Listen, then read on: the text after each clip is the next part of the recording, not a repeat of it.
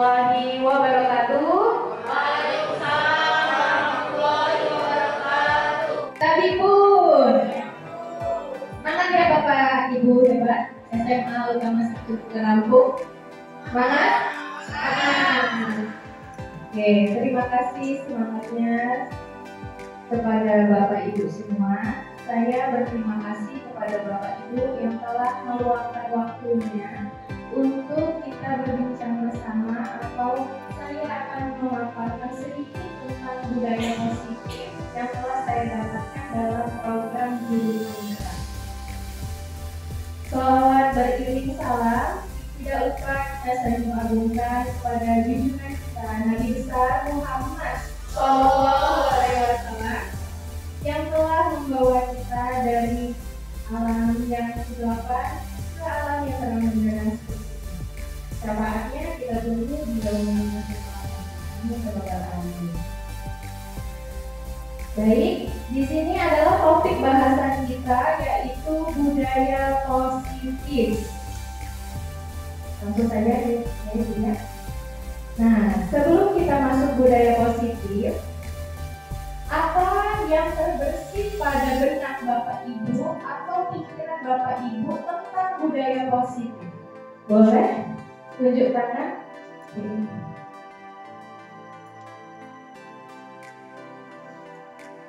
Budaya positif yaitu kebiasaan-kebiasaan kita yang dilakukan di sekolah. Seadanya dalam seorang guru memberi saran pada guru saja. Ya, ada lagi yang ini budaya. Baik, kalau menurut saya budaya positif itu lebih kepada bagaimana kebiasaan kita sehari-hari. Misalnya kita membudayakan menggunakan aplikasi pagi ketika sebelum masuk ke pelajaran. Nah, bisa jadi juga budaya positif juga seperti disiplin waktu dan disiplin ilmu. Ada lagi Bapak Ibu yang ingin menyampaikan aspirasinya?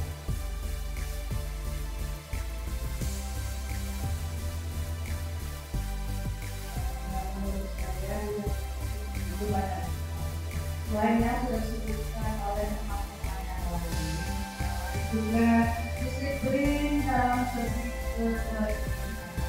Anak-anak harus membiasakan diri bagaimana melakukan setelah selesai mereka makan atau minum, supaya tertib meletakkan sisa-sisa makanan tadi seperti plastik atau apapun juga ke tempat sampah. Itu yang harus bisa disiplin kepada anak-anak.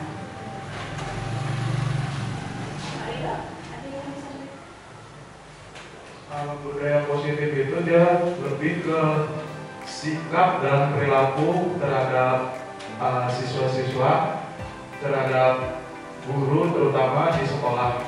Mungkin itu.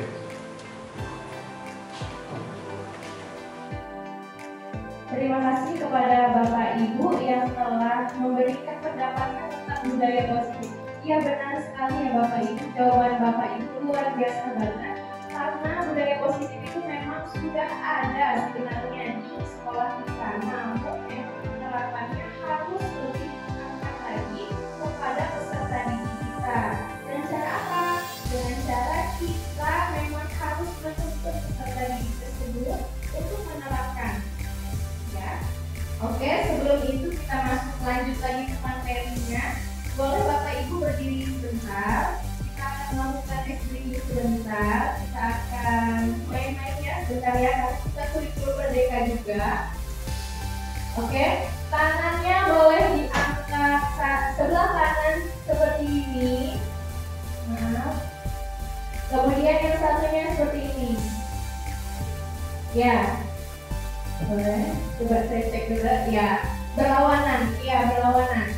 Nanti tugasnya adalah mengambil telunjuk temannya ketika mendengar kata Eli ya. Ketika Bapak Ibu mendengar kata Eli, langsung mengambil tangan dari telunjuk dari Bapak Ibu yang ada di sampingnya. Ya. Siap? Suatu desa yang bernama Desa Tulung Agung, terdapat sebuah keluarga yang harmonis yang terdiri dari Ella, ayo konsentrasi, Elu, Elo, dan Eli.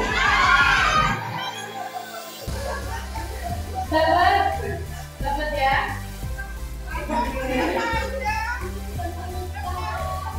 Ya, yang belum dapat silakan konsentrasi lagi ya. Dan lanjutkan ya ceritanya. Iya, kalau bisa temannya tidak dapat menunjuk kita. Iya.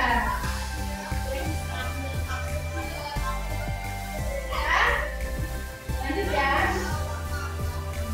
Ella berangkat ke sekolah dengan mengendarai sepeda motor dan Eli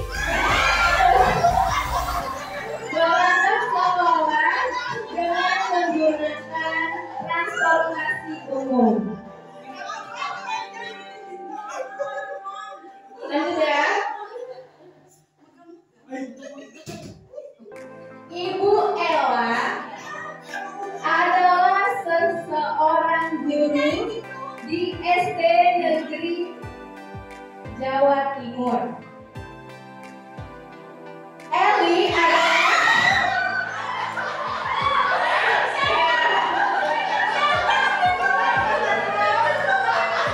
Oke. Sudah?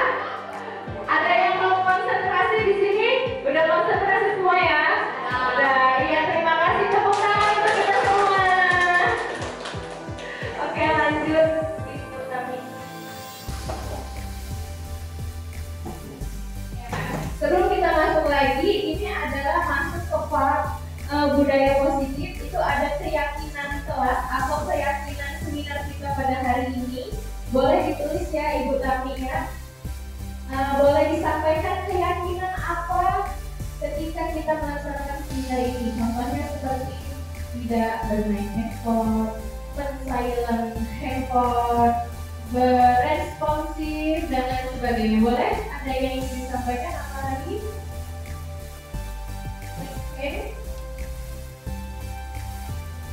Biar kita tulis di sini. Silent HP boleh tulis, Bu? Iya, boleh.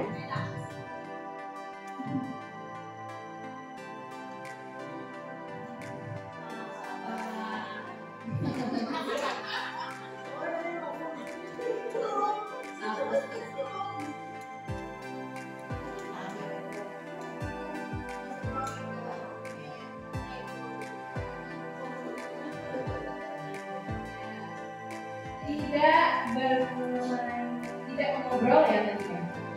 Silent handphone.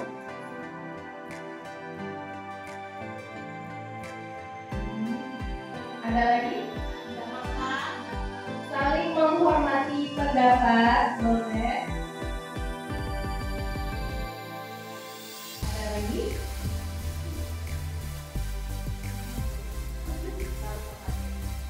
Saling menghargai pendapat atau menghormati.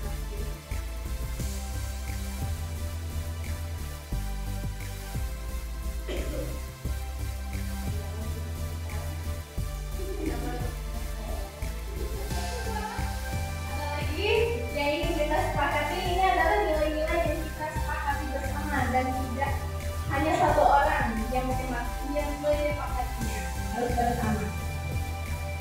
Oke, lebih komunikatif.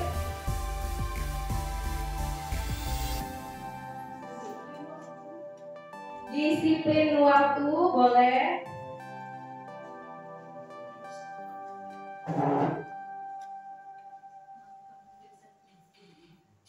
Oke, boleh. Izin terlebih dahulu ketika ingin keluar, boleh.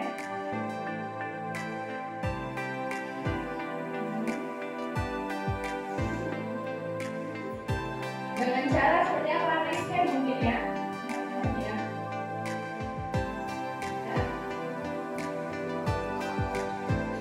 Berkonsentrasi boleh. Ya. Ya. Ya. Oke Bu, cukup ya. Jadi sebenarnya keyakinan kelas ini bisa Bapak Ibu terapkan di kelas Bapak Ibu mengajar. Biasanya di awal mengajar Bapak Ibu ketika ajaran baru, boleh kalian membuat kontrak belajar, boleh. Tapi nama lainnya di sini adalah keyakinan kelas. Jadi keyakinan kelas ini hal-hal yang Bapak Ibu sepakati bersama peserta Ibu di dalam kelas, sehingga nantinya ketika mereka melanggar suatu keyakinan ini yang sudah disepakati bersama, tidak ada kecenderungan kok saya ada peserta didik yang merasa kok saya dapat hukuman gitu. Tapi sebenarnya sudah ada keyakinan kelas ini seperti itu. Jadi ada konsekuensinya ketika mereka melanggar keyakinan tersebut. Bisa ya lanjut. Oke, next. Konsep inti budaya positif ini yang akan saya paparkan antara lain: yang pertama, perubahan paradigma belajar; kedua, disiplin positif; ketiga, nilai-nilai kebajikan; yang keempat, kebutuhan dasar manusia; yang kelima, posisi kontrol guru; yang keenam, motivasi perilaku manusia; yang keenam, keyakinan kelas; dan yang ketujuh, segitiga retribusi. Yang tadi keyakinan kelas sudah kita sebut ya. Berikutnya,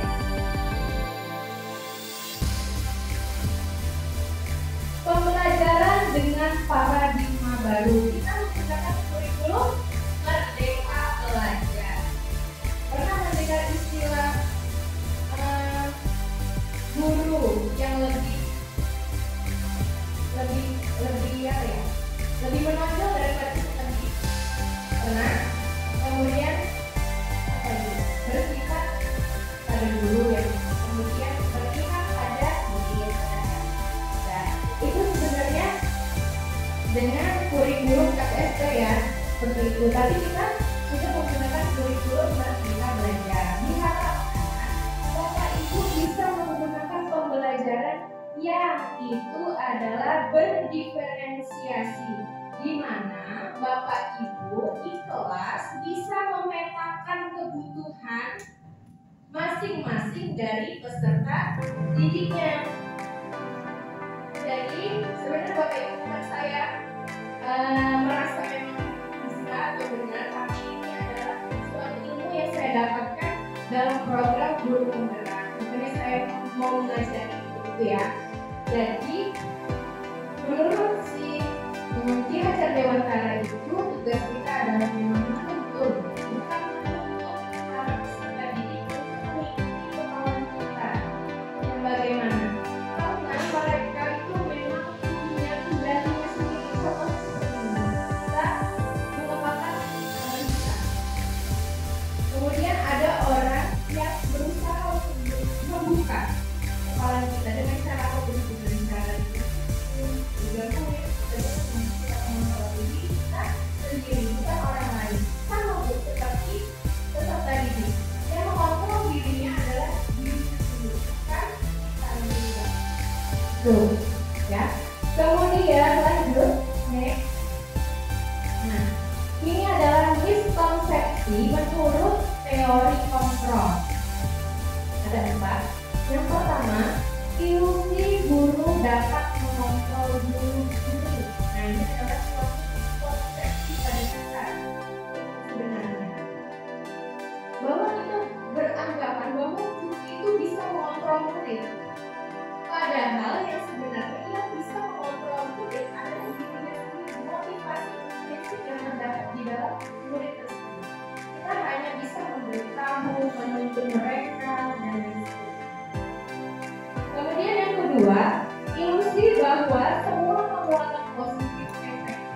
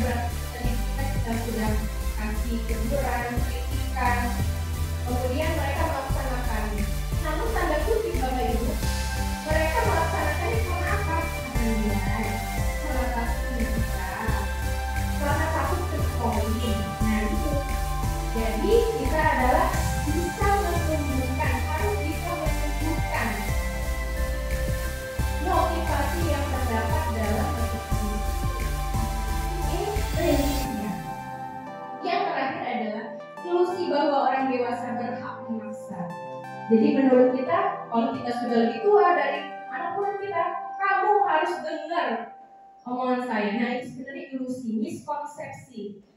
Ya, begitu ya. Lanjut. Nah, ini perbedaannya stimulus respon dan teori kontrol. Yang sering kita lakukan di sini adalah stimulus responnya daripada teori kontrolnya. Bedanya, kalau stimulus respon kebutuhannya sama. Kalau menurut teori kontrol kebutuhannya berbeda. Betul ya? Kita satu ruangan ini kebutuhannya berbeda-beda. Peserta didik itu seperti itu Bapak Ibu, berbeda-beda. Jadi tadi balik lagi, pembelajaran berdifferensiasi. Kita harus memetakan si anak ini membutuhkan pembelajaran seperti apa dan lain sebagainya. Medianya seperti apa, ya. Kemudian yang kedua, semua orang melihat hal yang sama.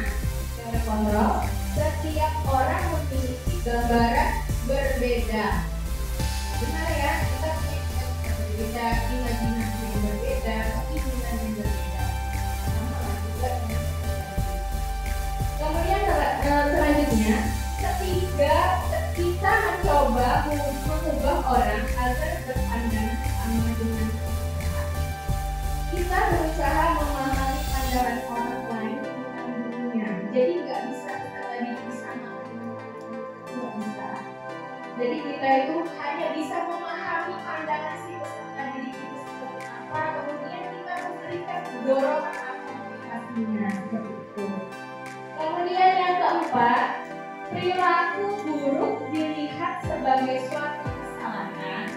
Tapi menurut teori kontrol, semua perilaku memiliki tujuan.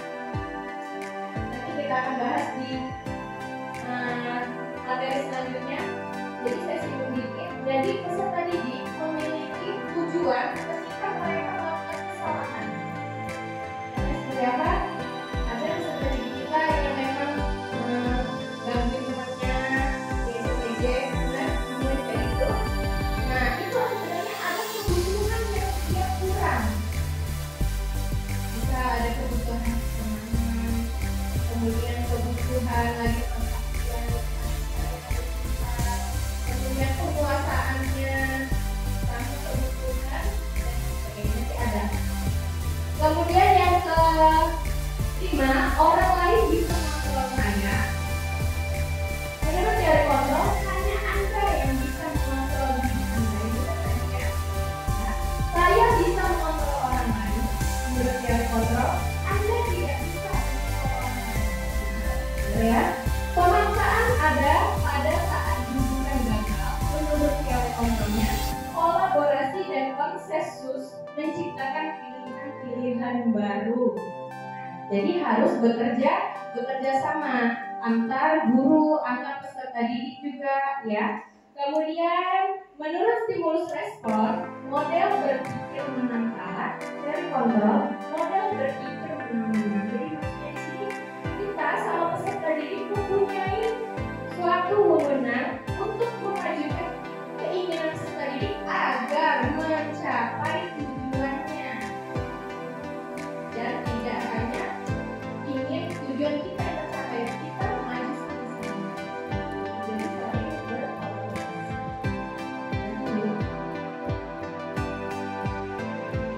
Disiplin positif tadi sudah ya, disiplin berasal dari kata disiplin yang artinya belajar.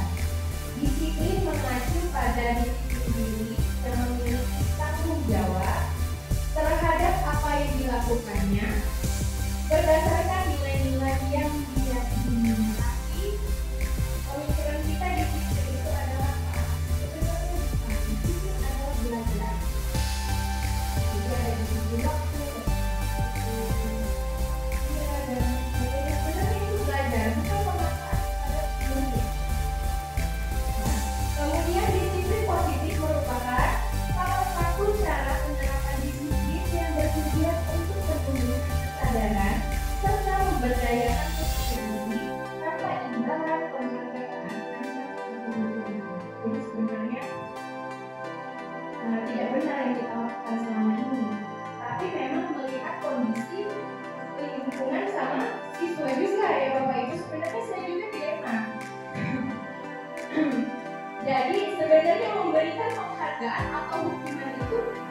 benar dan tidak tepat.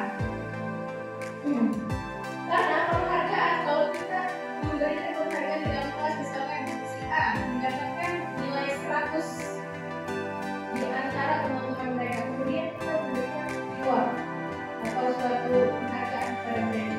Jadi nanti ada motivasi yang berbeda dari diri mereka. Saya harus dapat hadiah. Nanti apa?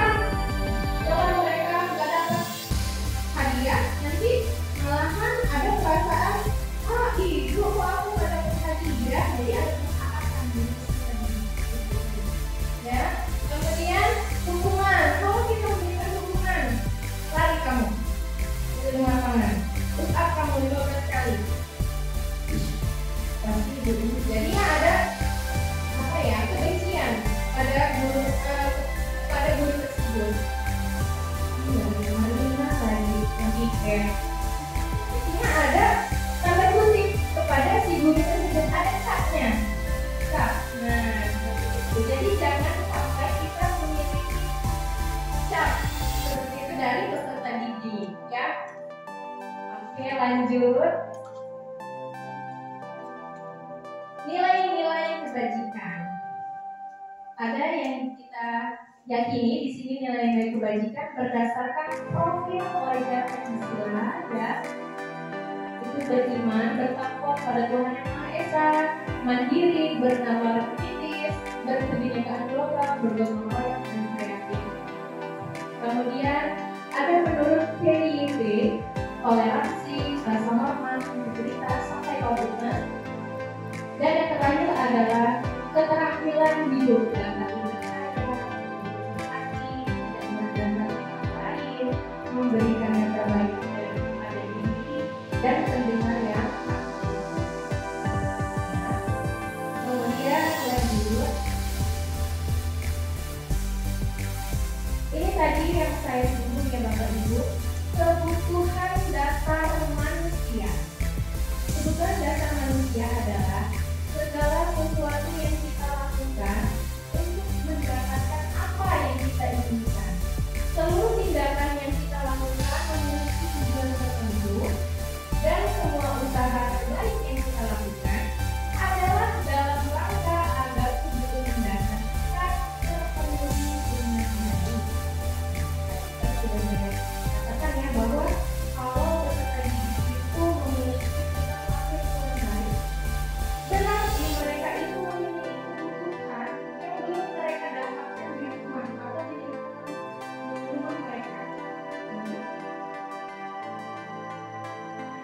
Ada 5 kebutuhan dasar. Yang pertama, bertahan hidup. Yang kedua, kasih sayang atau cinta atau rasa diterima mereka. Yang ketiga, penguasaan. Yang keempat, kebebasan. Dan yang keenam adalah kesenangan. Kalau makanan ini bisa diumpamakan contohnya seperti apa? Peserta didik ada yang pernah di sini bahwa peserta didik kita itu memiliki apa kurang dalam kebutuhan dasarnya dalam bertahan hidup. Ada ya, contohnya seperti apa coba? Yang kebutuhan bertahan hidup. Iya, tidak memiliki uang jajan, jadi mereka terpaksa meminjam uang dari temannya.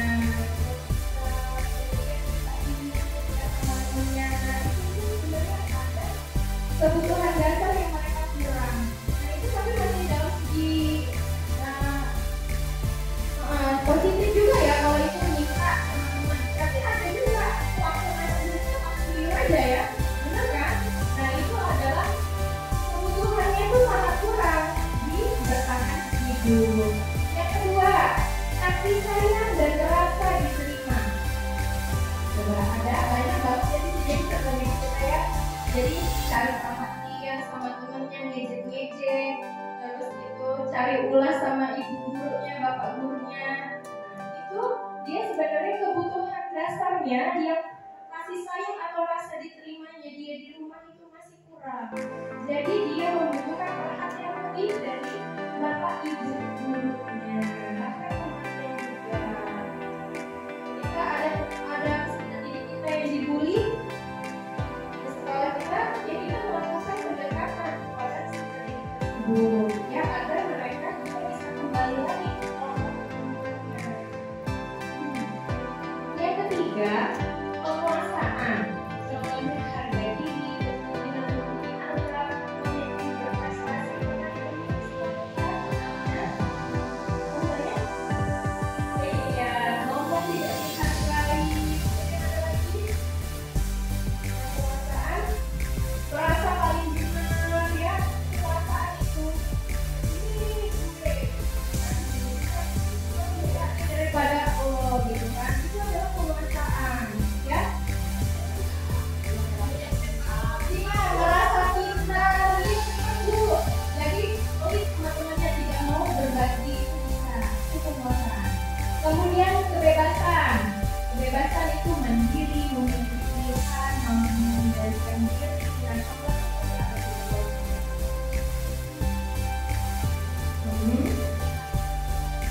Iya, itu juga bisa. Kemudian juga ada peserta didik yang memang ibu kok belajarnya seperti ini aja. Aku mau pakai media yang ini walaupun nonton, itu bisa. Itu adalah sebuah kebebasan. Jadi mereka itu harus bisa memilih. Nah, iya. Jadi aku gak mau yang terus. Kita bermain yuk, sedikit.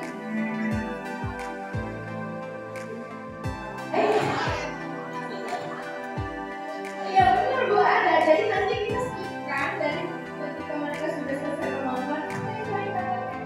Itu memberikan refleksi kekuatan dalam materi Bu. Ya. Kemudian yang terakhir adalah kesenangan, bermain, humor, antusias, tawa. Ya. Kita memang nggak bisa fokus Bu. Manusia itu cuma kita 10 menit fokus itu. Jadi wajar kalau mereka mengganggu temannya dengan menoleh, ngobrol, itu wajar.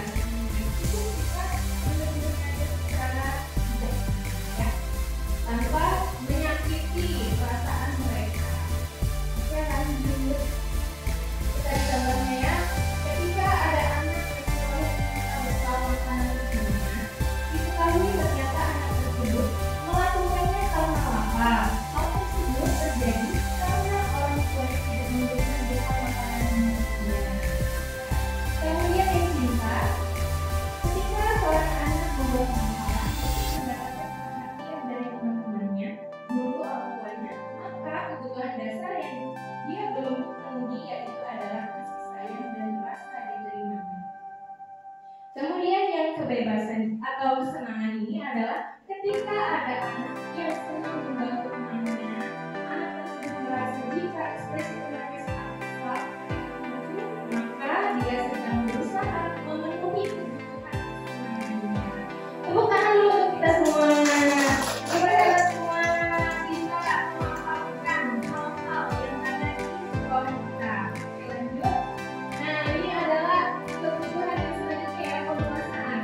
Anak selalu diberikan bekal makanan yang jumlahnya sama setiap hari dengan ibunya. Nah, di sekolah dia membuat masalah dengan mencoba meminta makanan temannya. Nah, maka kebutuhan yang dipenuhinya itu adalah kebebasannya. Dia itu pengen makanan yang beraneka ragam, tapi ya jangan juga hanya memberikan makanan yang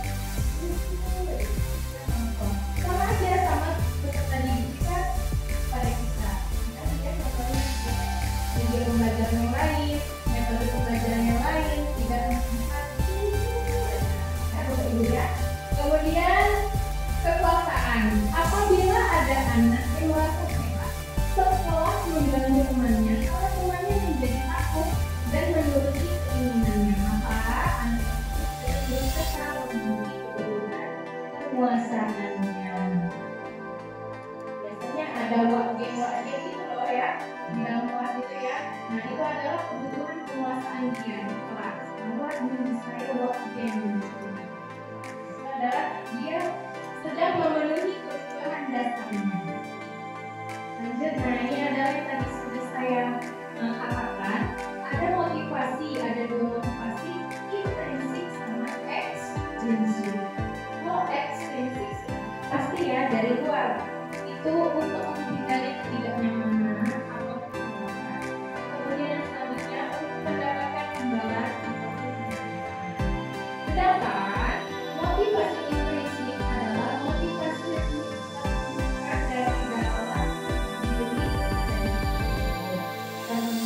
untuk menjadikan orang yang mereka inginkan dan menghargai diri sendiri dengan nilai-nilai yang mereka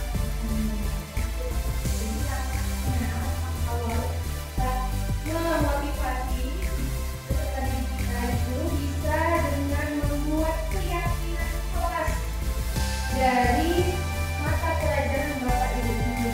Sebenarnya adalah pelajaran apa? Jadi nanti peserta didiknya akan diingatkan apa maksud pelajaran kita, apa nilai-nilai yang kita sudah yakini pada pelajaran kita.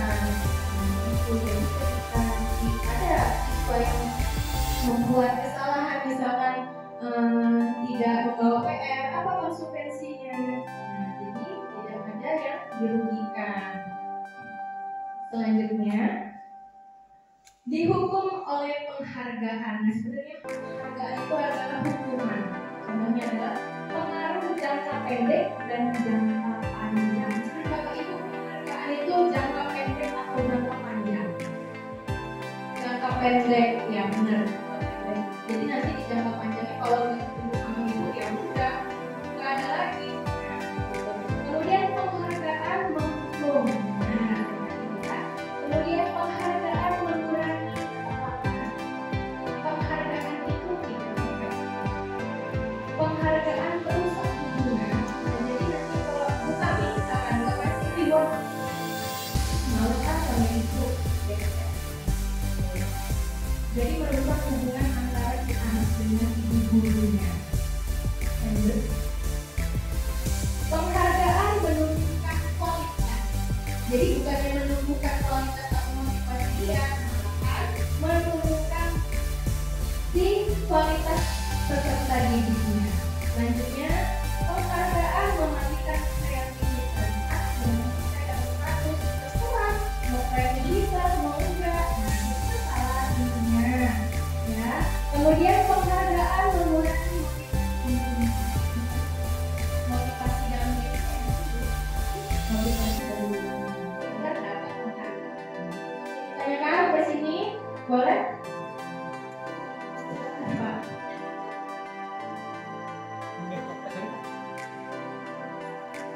Bisa dilanjutkan. Nah, contoh pengakuan atau apresiasi kebajikan. Pembukanya biasanya kita sering berbicara, kemarin saya perhatikan, nah itu kata-katanya ya. Kemudian nilai kebajikannya, rasa empati itu besar sekali ya. Kemudian situasi yang harus kita hadapi adalah pada saat menolong baru. Jadi bisa diubah.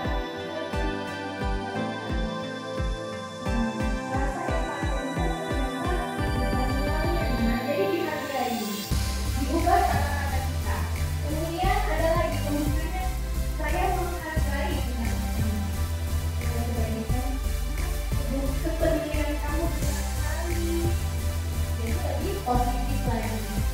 Pada saat kamu membantu teman-temanmu itu dan contohnya, terima kasih ya untuk nilai kebaikannya. Rasa tanggung jawabnya ternyata besar juga ya. Saya bangga sama kamu.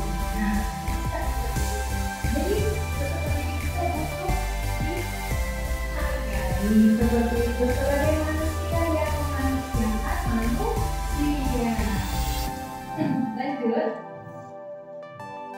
Ada hukuman, ada konsekuensi, ada restitusi. Yang kita sering laksanakan adalah hukuman.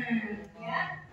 Hukuman itu tidak terencana atau tiba-tiba.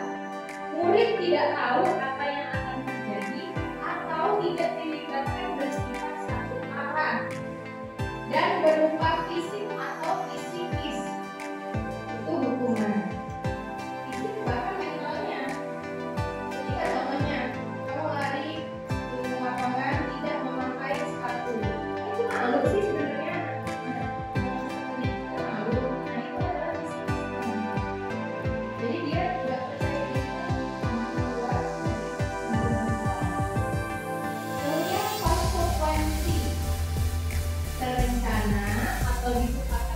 sesuai peraturan, murid tetap dibuat tidak nyaman, sikap guru selalu memonitor murid.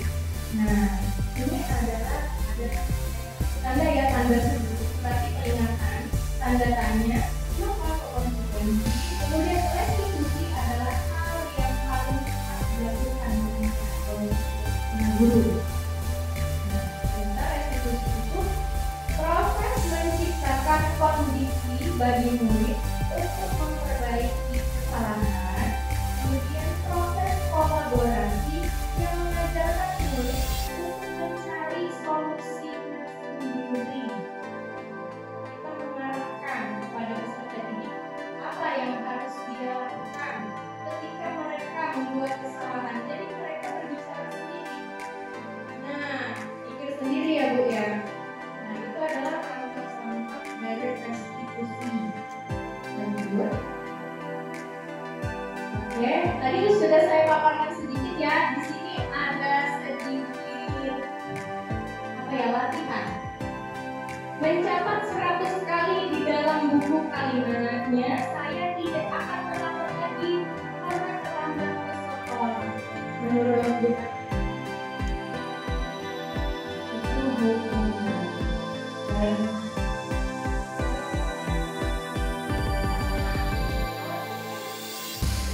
Hukuman karena kasusnya ada tanda petik itu menyatakan kayak begini, saya tidak akan melakukan lainnya dari kalimat ya.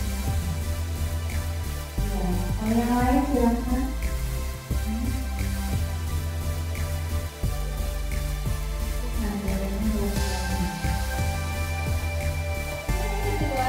Lari mengelilingi lapangan basket 2 kali karena terlambat hadir di sekolah. Menurut Bapak Ibu, hukuman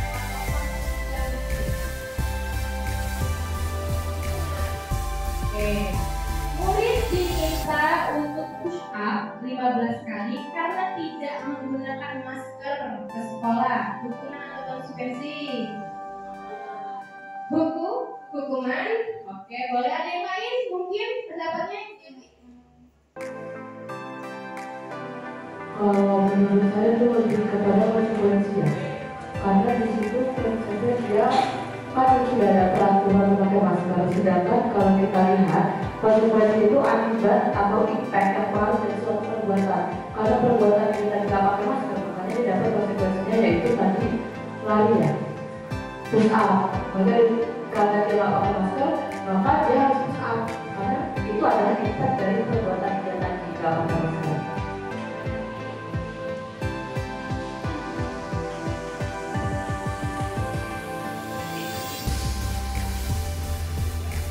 Kalau menurut saya itu bisa dibilang konsekuensi kalau kita sudah menyepakati hal tersebut, itu baru dibilangi konsekuensi karena sudah sudah kita sepakati tapi bilang lagi itu konsekuensinya karena kita sudah menjelaskan kalau kamu contohnya kalau kamu terlambat konsekuensinya kamu harus lari ya tadi ya, harus lari. Itu kalau dibilang konsekuensi hukuman kalau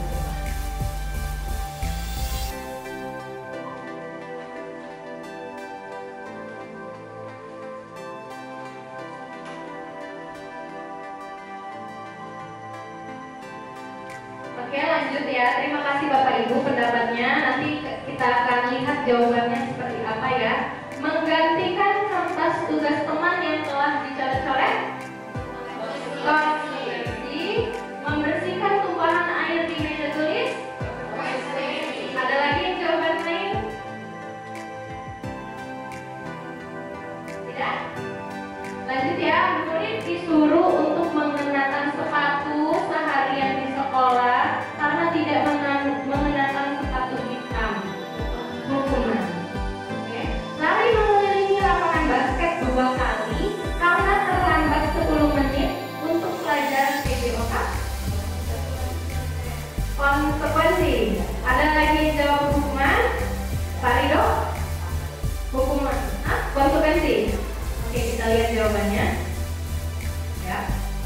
Yang pertama hukuman, yang kedua hukuman, yang ketiga hukuman, yang keempat konsekuensi, yang kelima konsekuensi, yang keenam hukuman, yang terakhir adalah konsekuensi. Tadi Ibu Dewi menjawab konsekuensi yang disebut A. Nah, jadi kita ingat lagi ya Bapak Ibu ya, bahwa kalau hukuman itu yang berkaitan dengan fisik sama psikis. Karena itu push up itu fisik kan, fisik mereka yang terkena. Jadi itu adalah sebuah hukuman. Ya. Kemudian bedanya apa sama yang lari mengelilingi? Padahal itu fisik. Kenapa ya Bapak Ibu menjawab konsekuensi? Ada yang bisa jawab, memberikan alasannya. Padahal itu fisik, tapi tadi Bapak Ibu bisa mencerna bahwa itu adalah konsekuensi. Ada yang bisa memberikan alasan?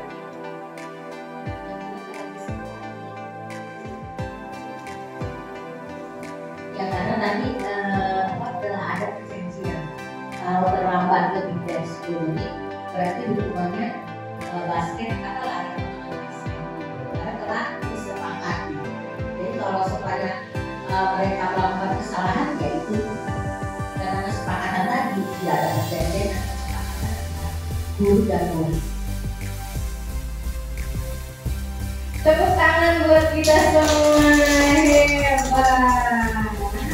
Bisa apa ya, merincikan bahwa kita itu bisa membedakan hukuman antara hukuman dengan konsekuensi. Kemudian satu lagi, karena di sini adalah pelajaran PJOK, memang berkaitan dengan fisik, nah jadi wajar saja ya. Kemudian larinya juga hanya 2 kali, tidak sampai berapa 10 kali ya. Iya benar, jadi itu bedanya ya hukuman sama konsekuensi. Apa tadi hukuman? Berkaitan dengan fisik sama psikis ya. Kalau konsekuensi itu bisa ya kesepakatan atau apa nih yang saya dapatkan ketika saya melupakan air ke pasangan. Iya, ada keinginan diri sendiri, kesadaran ya. Tapi yang lebih tepatnya Bapak Ibu adalah melakukan restitusi. Ya, restitusi, segitiga restitusi. Selanjutnya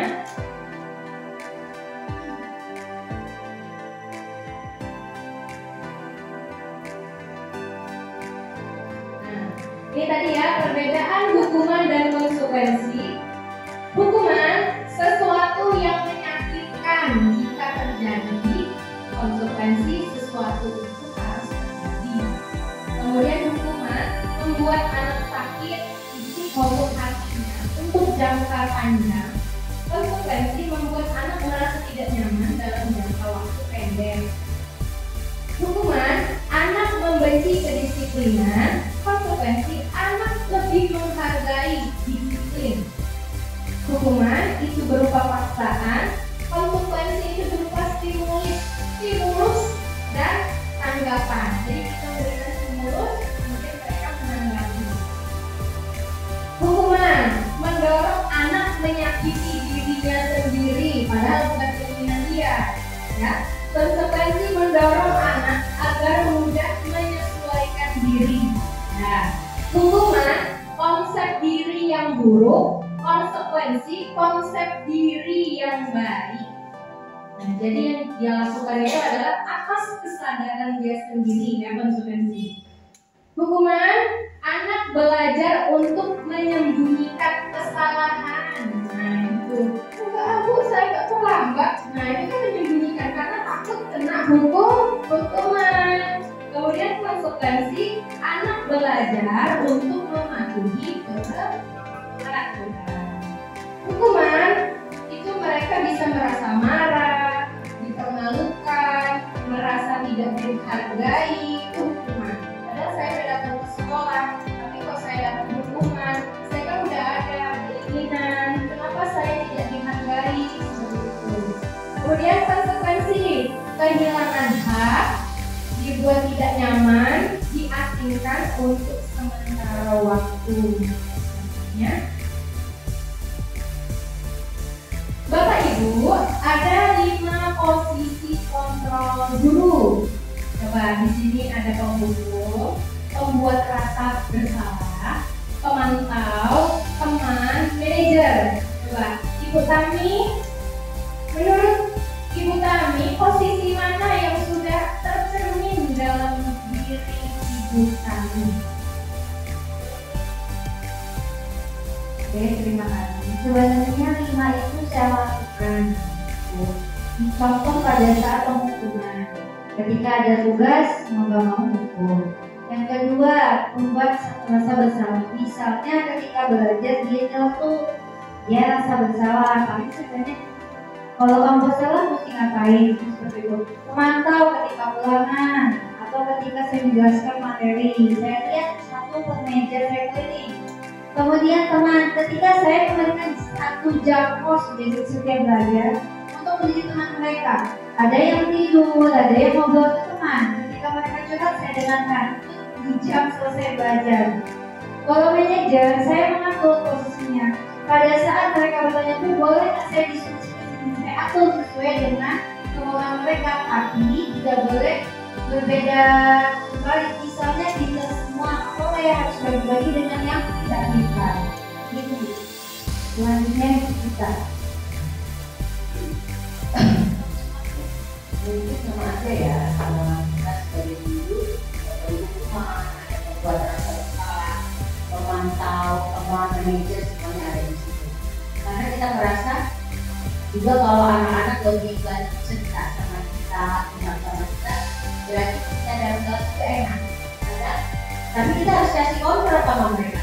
Saya sudah kelas, saya dalam diri kamu. Tapi ketika kita dari luar, curhat apapun boleh. Jadi saya juga kalau membuat dukungan kepada anak-anak, kalau mereka jujur, misalnya mereka terapkan 10 menit. Ketika mereka jujur dan sana kamu, kalau mereka jujur, saya tidak akan menghukum.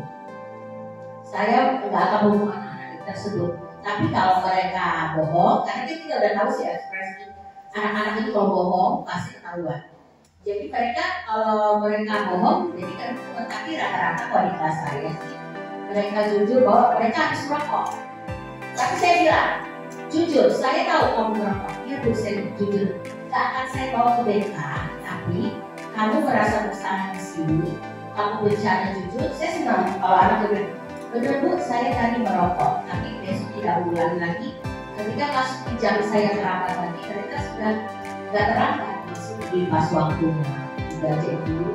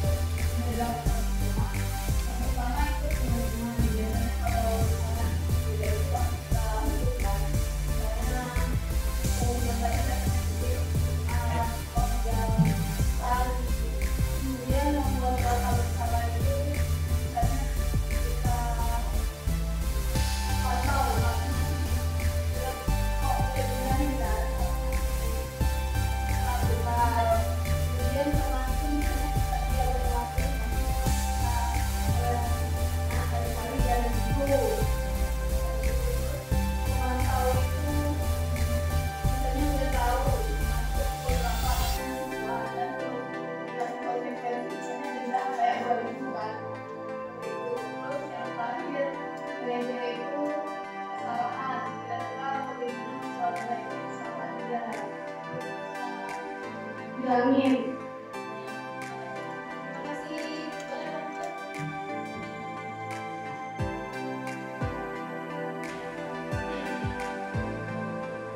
Kalau di pelajaran saya memang melanggar peraturan sekolah, dan sekolah ini sudah ada budaya malu, berarti dia membuat rasa bersalah.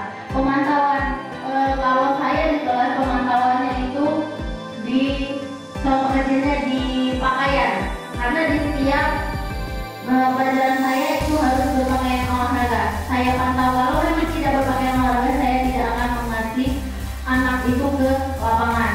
Untuk teman, biasanya saya di menit terakhir mengajar, saya sebagai teman anak-anak untuk mereka curhat, entah nantinya dia mau sekolah kemana, caranya gimana, karena kan mereka anak-anak itu banyak kayak ceritanya saya pengen kuliah tetapi saya tidak ada biaya untuk kuliah. Nah di situ saya menjadi teman mereka karena saya ceritakan pengalaman saya untuk manajer.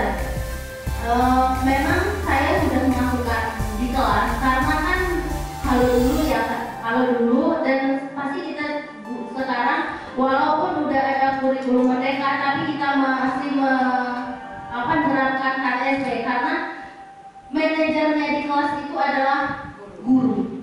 Ya, itu menurut saya. Terima kasih.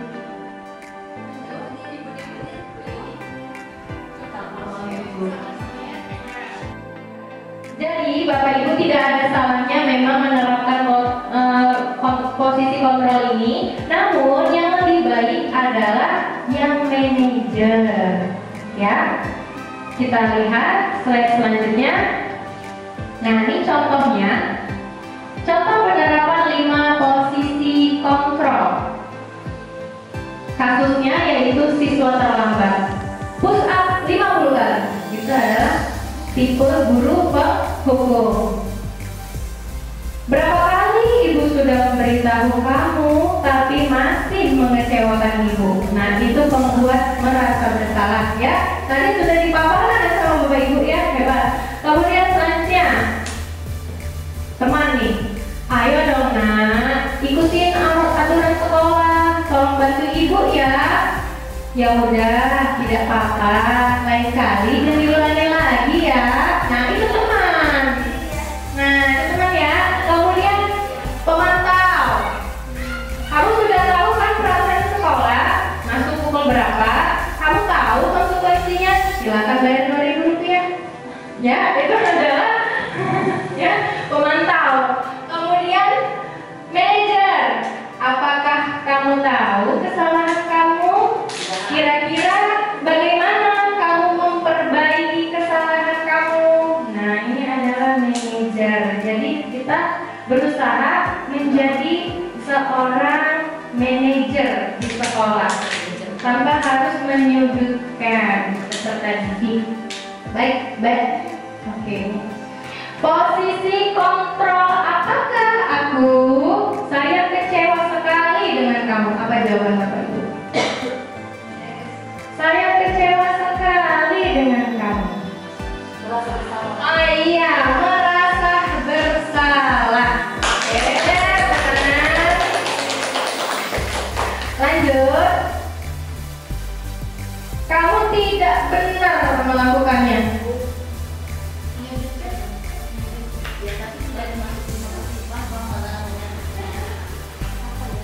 Ayo apa?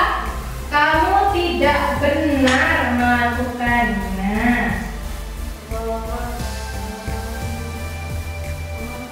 Pemantau.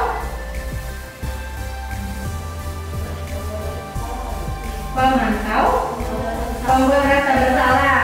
Kemudian yang selanjutnya, apa rencanamu untuk menyelesaikan? Ya, manajer. Dilarang melakukan kekerasan. Keyakinan kelasnya adalah keselamatan dan menghormati orang lain. Kemudian jangan berlari di kelas atau koridor. Keyakinan kelasnya adalah keselamatan dan keamanan. Ya. Jadi kenapa harus keyakinan kelas? Kenapa tidak peraturan kelas? Karena keyakinan kelas adalah nilai-nilai kebajikan atau nilai-nilai yang sudah diyakini bersama antara peserta didik dan guru. Ya. Kemudian kenapa harus keyakinan kelas? Kenapa tidak peraturan kelas? Karena keyakinan kelas adalah nilai-nilai kebajikan atau nilai-nilai yang sudah diyakini bersama antara peserta didik dan guru. Nah, kemudian ini adalah segitiga restitusi yang harus Bapak Ibu terapkan di sekolah. Sebagai seorang manajer, tadi kita balik lagi ke manajer, harus menerapkan yaitu segitiga restitusi. Ada 3 langkah. Yang pertama itu menstabilkan identitas terlebih dahulu. Kemudian yang kedua memvalidasi tindakan yang salah. Dan yang terakhir menanyakan keyakinan. Jadi segitiga restitusi itu adalah suatu proses dialog yang dijalankan oleh seorang guru agar dapat menghasilkan murid yang mandiri dan bertanggung jawab. Lanjut. Nah, ini langkah yang pertama adalah menstabilkan identitas peserta didik terlebih dahulu. Berdasarkan prinsip membuat kesalahan adalah bagian dari proses pembelajaran, ya. Jadi wajar kalau peserta didik itu memang membuat kesalahan. Nah, ya, bagaimana kata-katanya yang harus kita lakukan ketika menstabilkan identitas? Nah, diantaranya adalah berbuat salah itu wajar, nah. Tidak ada manusia yang sempurna. Ibu juga pernah melakukan hal itu. Bapak Ibu tidak mau mencari siapa yang di sini yang salah, tapi kita mencari solusi yang bersama. Kamu berhak merasa begitu. Jadi di sini kita menstabilkan identitas dia terlebih dahulu dengan memberikan dukungan dari segi kata-kata. Lanjut, validasi tindakan yang salah. Kamu pasti punya alasan melakukan hal itu. Padahal kamu bisa loh melakukan lebih buruk dari ini ya. Kamu melakukannya karena mempertahankan sesuatu yang kamu punya ya. Kamu patut bangga karena telah melindungi yang penting bagimu. Nah, itu adalah validasi.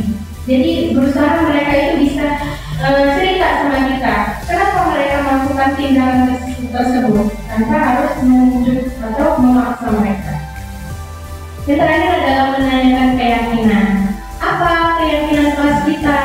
Nilai-nilai apa yang telah kita sepakati? Kamu ingin menjadi seseorang yang seperti apa? Seperti apa gambaran kelas yang ideal menurut kamu? Nah, jadi kita mengungkapkan keinginan kamu itu seperti apa, ya. Selanjutnya, penutupnya, dalam penerapan program budaya positif, hendaknya guru memiliki standar kepribadian, profesional dan sosial yang baik, di mana guru mampu melakukan refleksi pada dirinya. Guru berperan sebagai among atau manajer untuk menuntun peserta didik menjadi insan yang mandiri, bertanggung jawab, dan merdeka berdasarkan standar nasional pendidikan. Itu yang Kemendikbud harapkan. Jadi guru itu mampu menjadi among atau manajer, ya, menurut filosofi Ki Hajar Dewantara. Apa yang diingat ada? Iya, guru bukan menuntut, ya, namun menuntun. Filosofinya benar-benar ingat ingat dia namun kaso tuturi handayani. Ya, ingat Sutodo di depan memberi teladan, ya benar. Kemudian Ihmadiyah namun kaso di tengah memberikan ide-ide atau gagasan yang baru kepada peserta didik. Yang terakhir tuturi handaya, yakni di belakang kita memberikan dorongan dan motivasi. Ya, Bapak Ibu, lanjut, kita sudah di akhir. Terima kasih. Salam guru penggerak, bergerak, menggerakkan. Ya, terima kasih Bapak Ibu. Semoga hari ini ada hasil yang bisa diterapkan di kelas Bapak Ibu semua. Tepuk tangan untuk kita semua. Oke, ada terakhir kita mau briefing sebentar ya. Kita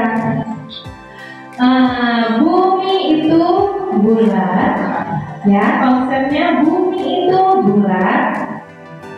Kalau 88 itu 4, maka 888 adalah 5.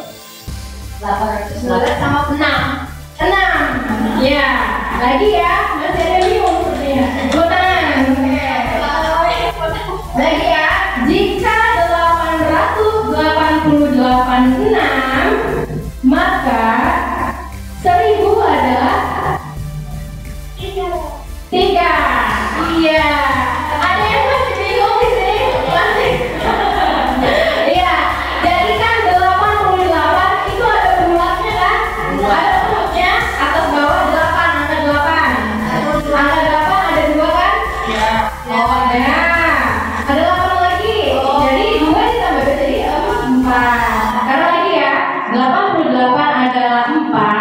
89 adalah 3.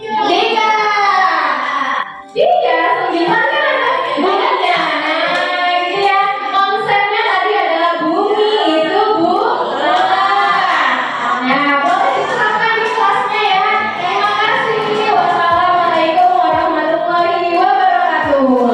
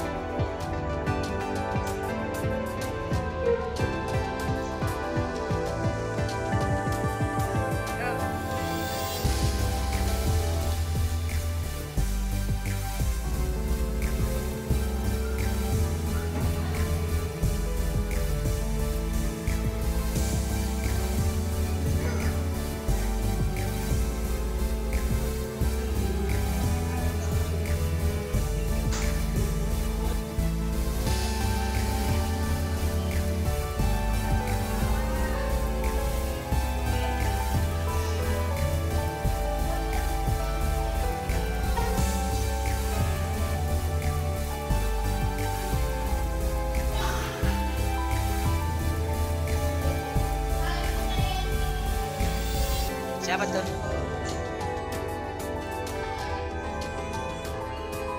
Cukup satu yang pasti-pasti.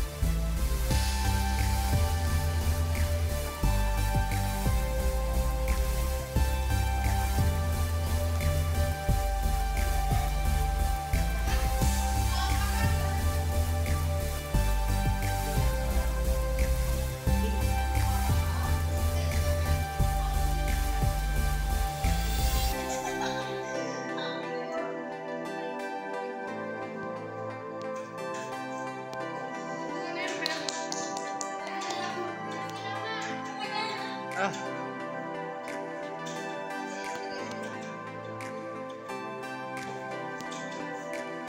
Ini guys.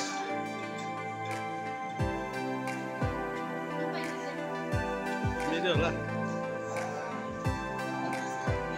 Nah, kita dapat.